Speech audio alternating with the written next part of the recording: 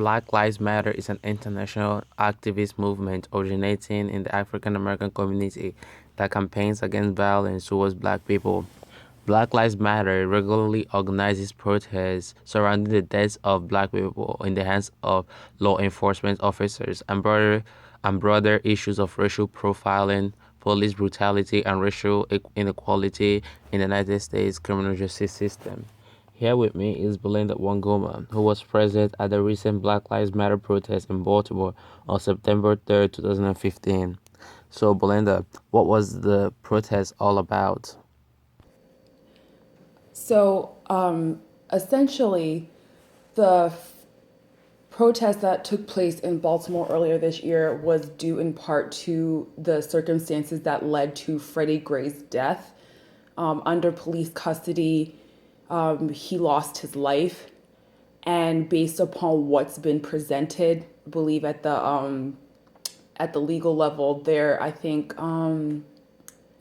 there is evidence to demonstrate that there is some form of negligence involved in his death, and therefore the state is bringing charges against the police officers who were handling or who had Freddie Gray in custody. But even more than that, the protest was about, or the protests that have taken place thus far in Baltimore were about the police brutality that's been happening with unarmed black men, the relationship between, I guess, black people, black men who are unarmed, and the police, and the fact that just as of late, there's just been so much violence. And this isn't to say that the violence hasn't occurred before. It's just this is the first time that the media has actually taken it seriously, that people are actually paying attention and seeing that this isn't just something that's being made up or exaggerated or something that African American people are using to get attention, that this is something that's real and it's true and it needs to be addressed.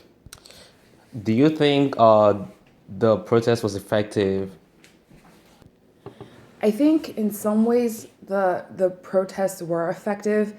I think, as Americans, we do have the right to peacefully protest when we feel that something needs to be changed or something needs to be addressed. So I think on the basic level, yes, they protested, people paid attention given the fact that these occurrences happen across the country, and it led to hopefully meaningful discussions. But at the same time, I think we are far away from getting to the ultimate solution that we're looking for, which is that permanent, effective change. And I think that's going to take part in additional protests, but as well as introducing new policy and bills to government and legislation to let them know this is something that needs to continue even after the media and the protests and the Black Lives Matter movement ends.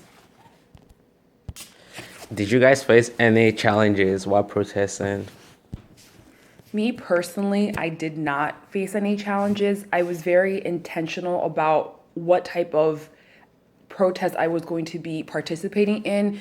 I usually went during the daytime, and I avoided being in Baltimore City at night or being around areas where things were getting, I guess, too rambunctious or there was actual property damage taking place, because I think that type of behavior does not help the cause at all, and it paints the whole movement in a very negative light. There's a balance involved with it. You want to be effective, you want people to listen to what you have to say, but at the same time, you don't want things like that to happen, and it just kind of defeats the entire message. So I never faced any type of resistance or challenges. How could the protest been better? I think the protest could have been better. Well, first, I think the property damage was something that shouldn't have happened. I'm not trying to say that the peaceful protesters were responsible for that. I know that a lot of people who were looking to cause trouble, who weren't even from Maryland, who came down to Maryland, were involved in that type of behavior. But I think that's one of the unfortunate consequences of peaceful protesting. Sometimes it gets out of hand. You have the wrong people at the wrong time. Wrong place, doing unlawful things. So I guess if there had been some type of way to avoid that situation altogether, and that might have been something that the police could have handled better, I think that would have definitely been something we should have avoided.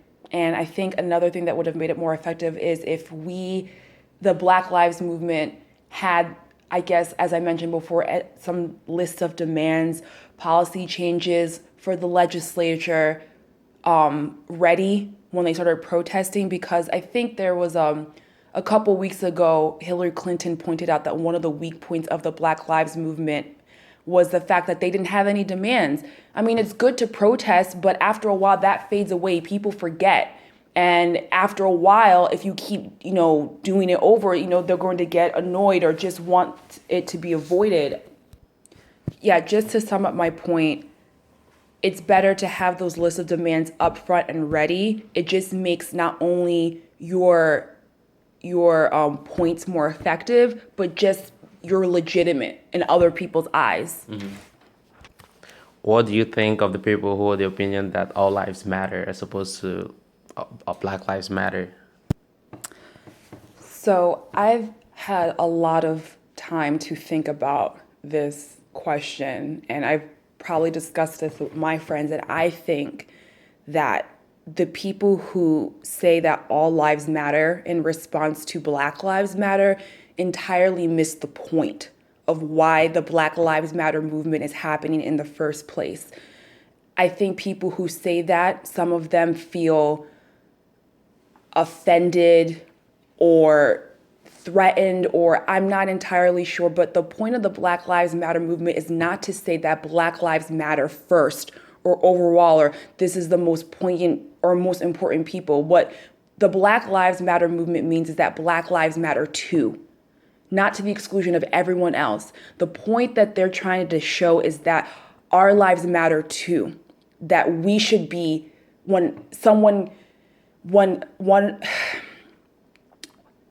just when a person is killed by police, when they're unarmed, when they haven't done anything wrong in most cases, that should be taken seriously regardless of which race you are. And that isn't. And people who think that it is, just, they don't understand the point of the movement. And I really encourage them, I urge them to really try and understand, or at least try to, I don't know, just try to understand what the point is. It's not about you.